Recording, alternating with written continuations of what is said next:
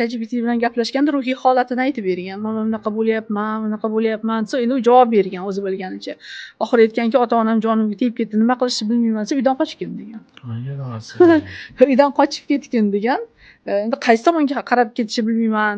Qanday pul olaman desa, dadangning puli bormi degan. Ha degan, dadangdan pul olgan degan. Yana yozgan, qanday chiqib ketaman uydan desam, hech kim hech narsa demaganda chiqib ketgan degan. 3 kun seni qidirishsa, seni uyda qadring bo'ladi degan. Mana bu fakt, bu mana yaqinda bo'layotgan bir 10 kun oldin bo'layotgan gap. Qiz uydan chiqib ketyapti, bitta mehmonxonaga o'sha bir necha kilometr bu shahardan bu shaharga ketgan.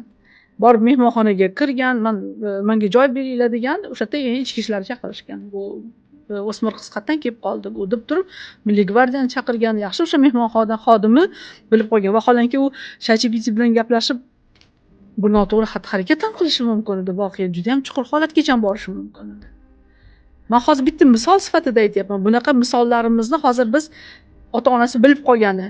Agar uydan chiqib ketmasa, ota-ona bilmaydi o'shaning ichida borligini. Hali ijtimoiy tarmoqlarda yozadi-da, endi mana sizlarning sohanglarni ChatGPT egallaydi yoki sun'iy intellekt egallaydi deydi-da. Aynan psixologlarning sohasini-da.